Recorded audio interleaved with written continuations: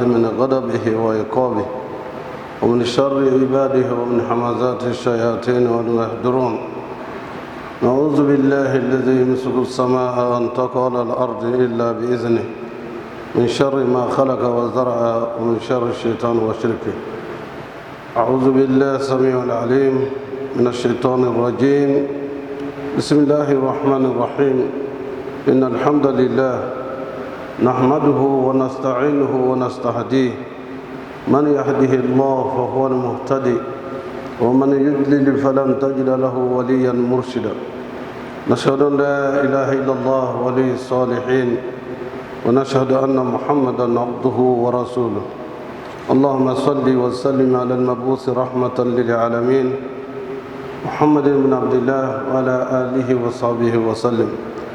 اللهم الهمنا رشدنا مراشد أمورنا ونعوذ بك من شرور أنفسنا وسيئات أعمالنا. ربنا اتم لنا نورنا واغفر لنا إنك على كل شيء قدير. رب زدنا ولا تنقصنا. رب زدنا علما والحقنا بالصالحين. Chers frères et sœurs, Allah subhanahu wa ta'ala nous dit dans le Coran, Bismillahir Rahmanir Rahim,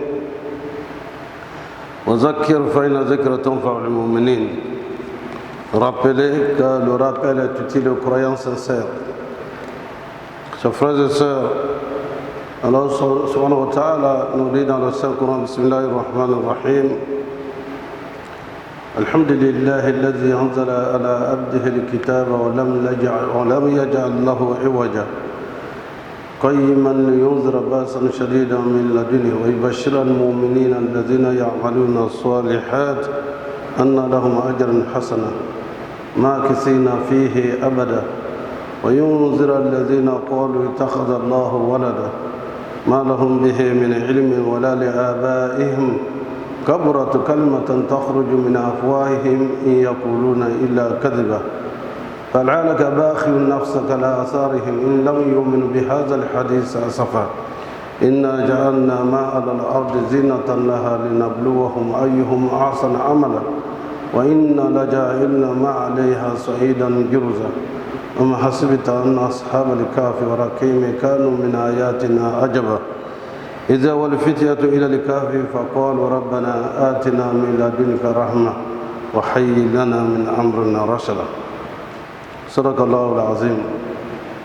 C'est à partir de ce verset إذا والفتية إلى الكهف فقالوا ربنا آتنا من لدنك رحمة وهيئ لنا من أمرنا رشدا que nous voulons aborder le sermon d'aujourd'hui, c'est-à-dire Surat al-Kahf, la caverne. En effet, d'aucuns savants ou certains savants disent Al-Arifina Billah, ceux qui connaissent les sciences cachées d'Allah, qui disent que cette sourate est la sourate de notre siècle. Un siècle caractérisé par beaucoup de bonheur, caractérisé par beaucoup de connaissances scientifiques, technologiques, beaucoup d'enjeux et la population mondiale a cru ou a connu une croissance extraordinaire. Et qui également, ce siècle est caractérisé par beaucoup de forces contraires, d'opposition, au point que les gens se demandent pourquoi nous sommes opposés les uns aux autres, en pensée, en idéologie, n'est-ce pas, dans tous les domaines d'activité. Il y a une bataille les uns contre les autres.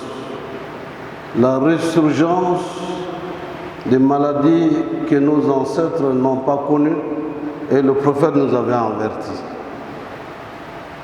Si vous n'améliorez pas votre comportement en adéquation avec les enseignements d'Allah, vous allez connaître des maladies que vos prédécesseurs n'ont jamais connues.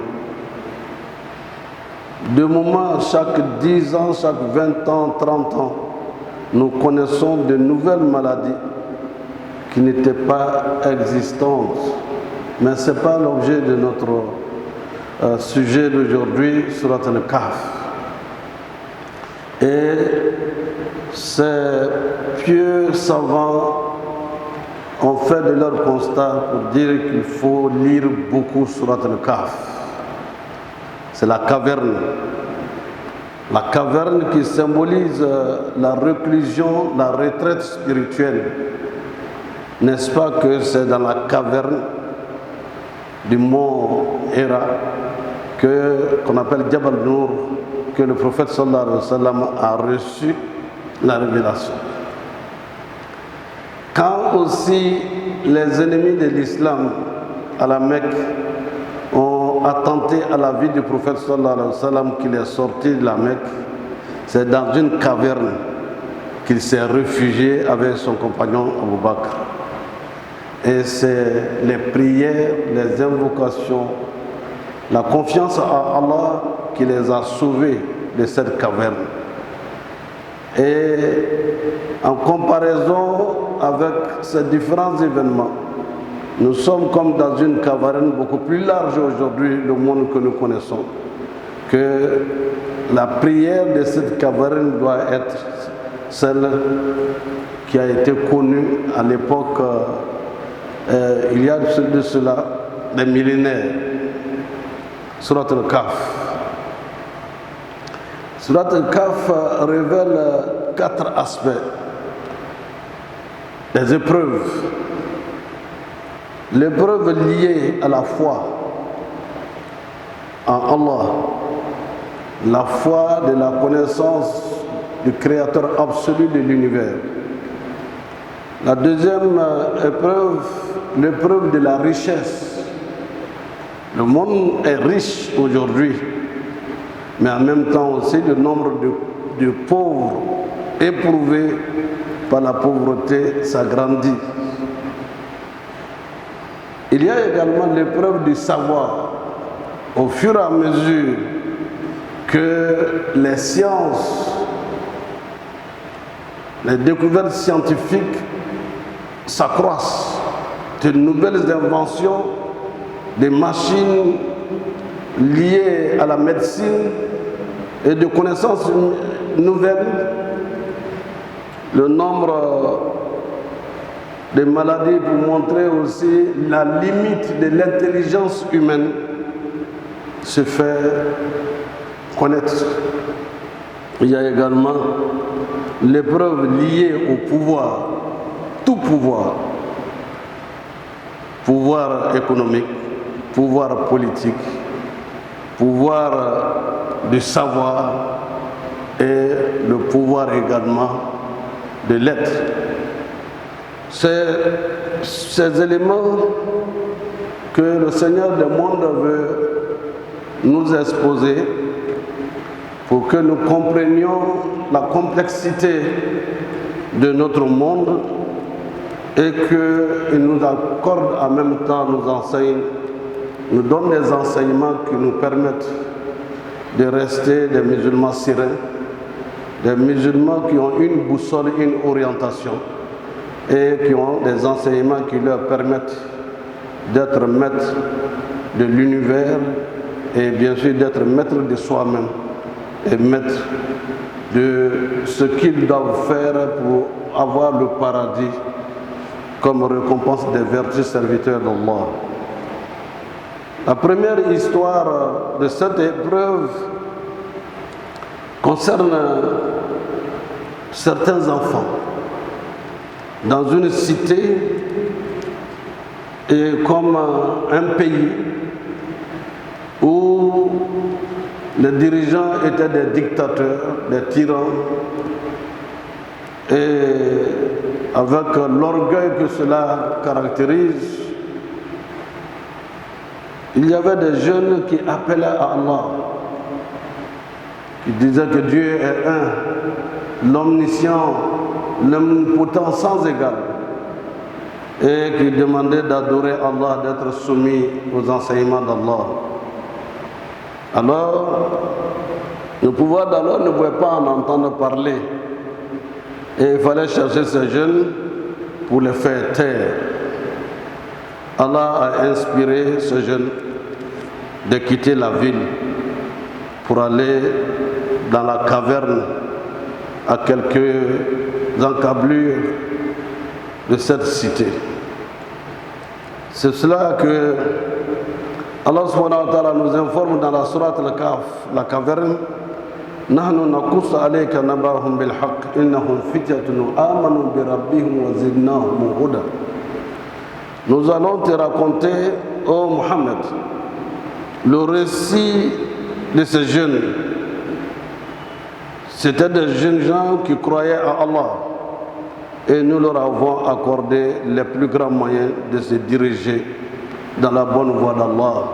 Et ils ont été donc orientés vers la caverne.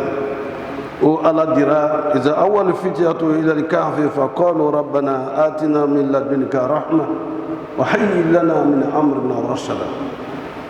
Ces jeunes dirent, Allah leur dit, réfugiez-vous donc dans la caverne.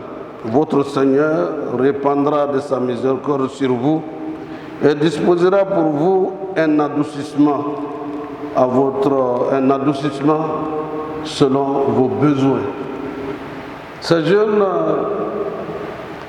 se sont donc réfugiés dans la caverne où ils ont passé 300 et quelques années. 300 ans. Les gens demandent où ils sont partis. Personne ne sait, ils ont disparu.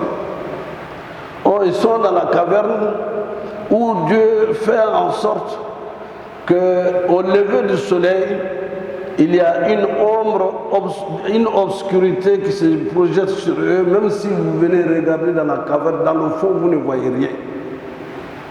Et quand le soleil vient à tomber, il y a l'obscurité qui envahit l'autre côté de la caverne. Mystère, personne ne peut y entrer et voir quelque chose. Parce que Allah les a protégés. Et non seulement il les a protégés, mais il a fait en sorte que ces 300 et quelques années, 308 ans précisément, il les a fait dormir. Allah les a fait dormir. Et en dormant, pendant toutes ces années, l'histoire de ces jeunes est restée dans l'esprit de la population. Ces jeunes, un jour, se réveillent. Ils se réveillent et disent ce qu'ils ont fait. Ils veulent aller voir dans leur village. Ils vont dans leur village, ils voient les gens, personne ne les reconnaît. Et les gens ont fini par reconnaître l'histoire de ces jeunes qu'on nous a raconté depuis très longtemps, qu'il y a des jeunes qui étaient là pour nous parler de Dieu, d'Allah. Et certainement, c'est vous, après toutes ces années, et quand les populations ont commencé à se ruer vers eux pour demander leur bénédiction, ils ont demandé à Allah qu'il veut de retourner plutôt à l'au-delà, et non pas le sommeil relatif de la journée et du jour. Ici, la leçon est que Allah est avec ceux qui croient et qui sont les bienfaiteurs. Et c'est l'histoire de la jeunesse qui s'adonne à Allah et qui sont couverts par Allah, et Allah les protège contre toute éventualité de mal des hommes et des djinns. Ici également, après l'histoire de ces jeunes que vous voyez dans la sourate Al-Kahf, sourate la caverne, il y a l'histoire du jardin qui est racontée dans cette sourate. Deux frères qui avaient une plantation 2 jardins qui sont séparés par un cours d'eau. D'un côté, le frère est devenu très prospère. Toutes ses plantations ont bien donné et donnent très bien. Et l'autre, de l'autre côté, a des récoltes très maigres. Celui qui a donc le grand bonheur, cette grande richesse de biens, va être orgueilleux, comme si c'est lui qui fait tomber la pluie et comme c'est lui qui fait pousser. Et ainsi, il exprime son orgueil à son frère lorsque ce dernier vient à lui pour lui demander son aide, son assistance. Il n'a pas, non seulement il n'est pas reconnaissant vis-à-vis d'Allah, parce qu'il croit que c'est lui qui est la raison et la cause de sa propre richesse. La plantation va brûler. Le Seigneur du monde va créer les conditions pour le ramener à sa juste valeur d'être humain limité dans la pensée et dans les actes. Pour lui rappeler qu'il n'y était pour rien, Allah subhanahu wa ta'ala l'a éprouvé par la richesse. وَلَنَبْلُوَنَّكُمْ بِشَيْءٍ مِنَ الْخَوْفِ وَالْجُوعِ وَنَقْصٍ مِنَ الْأَمْوَالِ وَالْأَنفُسِ وَالثَّمَرَاتِ وَبَشِّرِ الصَّابِرِينَ. Il a eu la richesse, il n'a pas été patient, il n'a pas été endurant, il n'a pas reconnu la valeur et être reconnaissant vis-à-vis d'Allah. Allah lui a montré que c'est lui qui donne et c'est lui qui peut reprendre pour vous ramener à la pauvreté absolue. Chers frères et sœurs, cette histoire, nous la connaissons tous dans la vie de tous les jours. Ceux qui étaient riches hier, qui avaient beaucoup de véhicules qui roulaient entre telle ville et telle ville, dont les enfants cherchent à tirer le diable par la queue, la pauvreté, parce que la richesse n'a pas été un objet pour être reconnaissant vis-à-vis d'Allah, et tout ce qui est issu de cette richesse comme enfants et choses sont redevenus plus pauvres que jamais. Alors que ceux qui l'ont été et qui ont été pieux, qui ont été reconnaissants vis-à-vis d'Allah, la richesse a continué à augmenter jusqu'à ce que cela soit reconnaissant vis-à-vis d'Allah subhanahu wa ta'ala. Et après cette épreuve, l'épreuve de la richesse, c'est nous enseigner qu'il faut être reconnaissant lorsque Dieu vous donne un minimum de bonheur. Il faut d'abord reconnaître que c'est Allah qui donne la richesse matérielle. C'est Allah qui est le possesseur de tout. Et c'est à lui qu'il faut retourner la reconnaissance.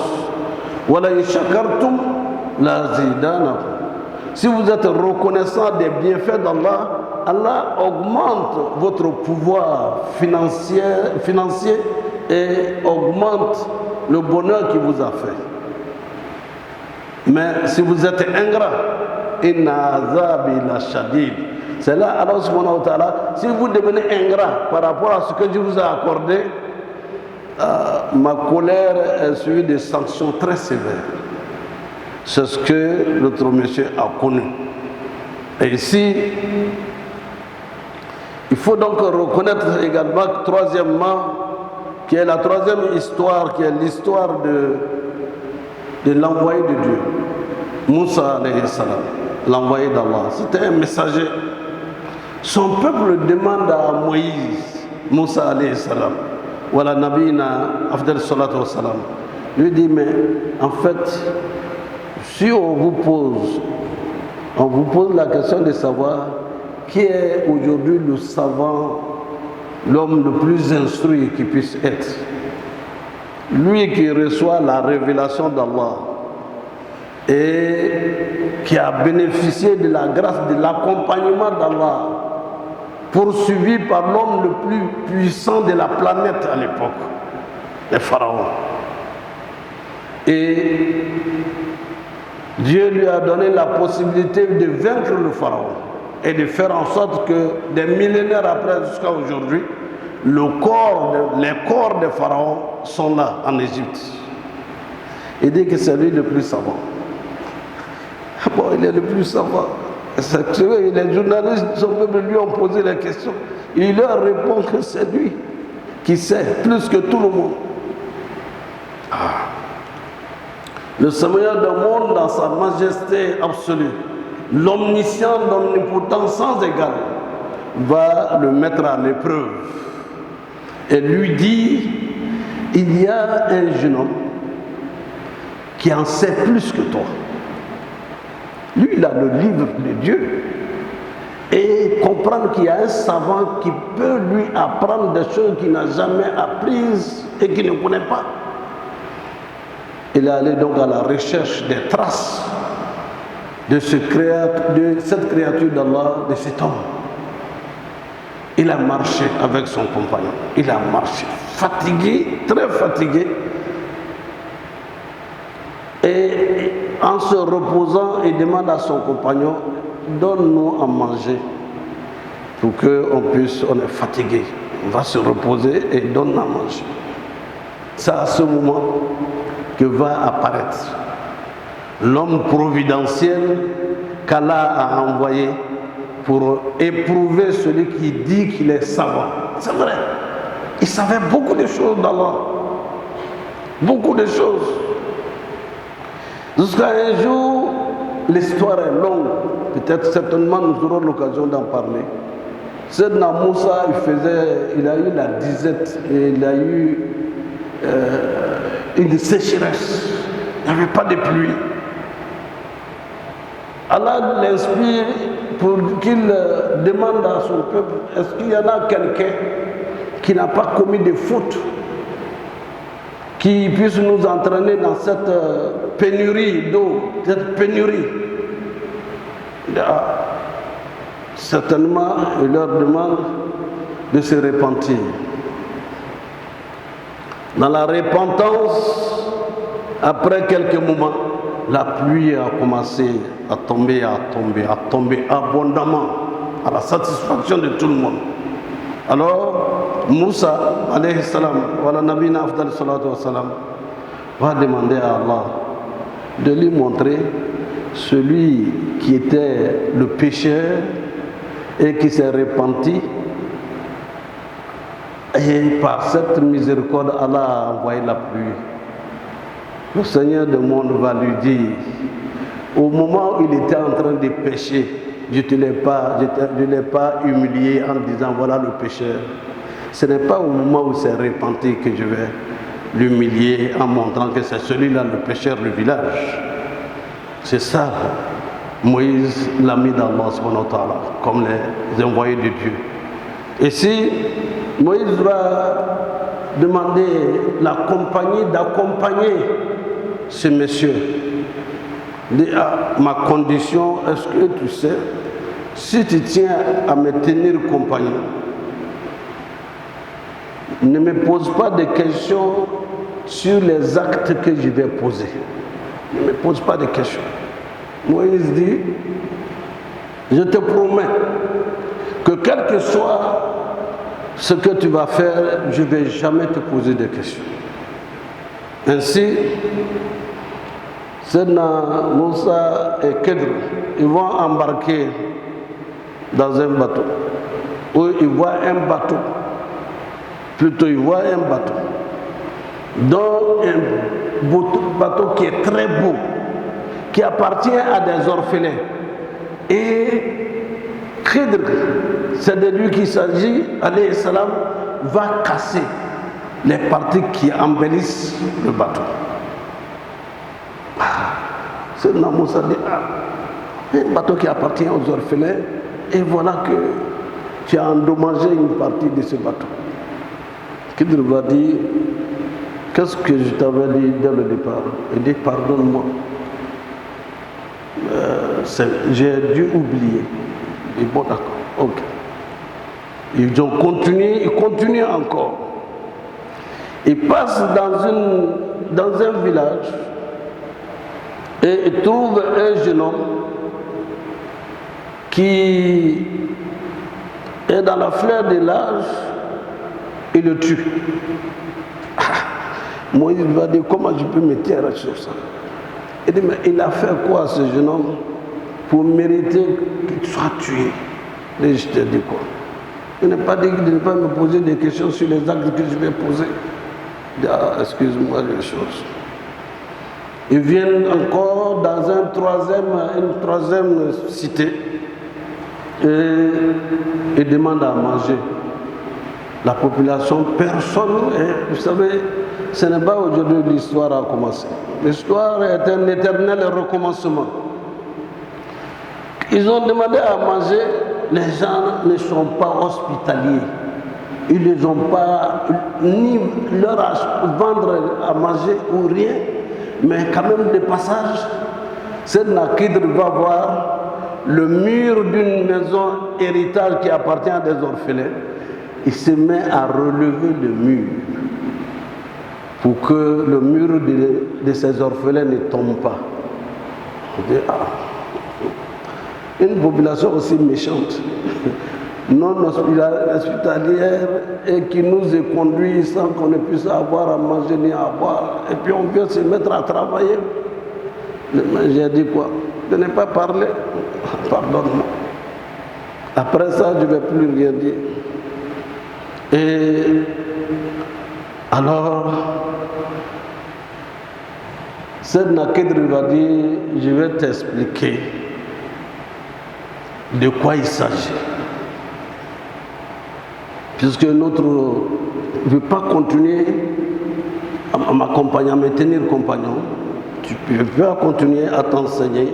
Et je vais te dire ce pourquoi j'ai posé ces actes. Le premier bateau, le bateau va dans une cité. إنما الملوك إذا دخلوا قرية أفسدوها وجعلوا أعزة أهلها أذلاء وكذلك يفعلون. Vous savez, certains souverains, lorsqu'ils viennent dans une cité, ils les réduisent en esclaves et ceux qui sont les esclaves deviennent les rois et ainsi agissent certains souverains. Et j'ai fait en sorte que le roi ne leur arrache pas leur bateau et c'est de ça qu'ils vivent. C'est pour cela que j'ai posé ce premier acte. Il a compris. Et le second, où il a tué l'enfant. Ses parents, les parents de cet enfant, sont des vertueux serviteurs d'Allah. Pour ne pas qu'on parle mal de ses parents pieux, qu'on dise c'est le fils ou bien c'est la fille ou bien l'enfant d'un tel qui était considéré comme l'ami de Dieu, c'est voilà comment est son enfant que j'ai donc mis fin à sa vie pour préserver, n'est-ce pas, l'honneur et la dignité des amis d'Allah. Ils étaient amis d'Allah, c'est pour cela que j'ai fait cela, sous l'ordre d'Allah. Le mur aussi, pourquoi j'ai monté le mur? Ce sont des orphelins. Et ces orphelins, vous savez, la cité, nous n'avons même pas pu trouver à manger, à acheter à manger. Plus forte raison, nous donner à manger. Et imaginez, sous ce mur, il y a l'héritage que les parents ont laissé aux enfants. Ils sont petits. Si l'or qui est sous et le diamant qui se trouve dans la marmite, dans le canari, sous ce mur, les enfants vont tout perdre. Et Dieu m'a donné l'instruction de reconstruire, parce que les enfants savent que se trouve cette richesse-là.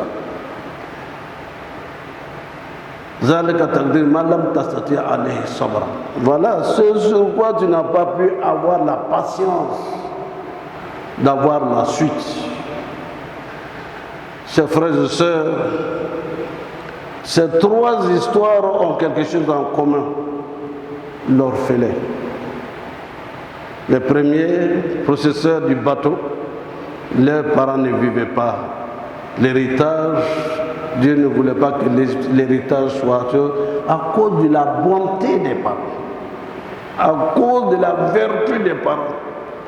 Il faut faire attention aux droits des orphelins, ça s'adresse à nous tous. Et l'enfant qui a été tué par Khidr, Ses parents sont vertueux.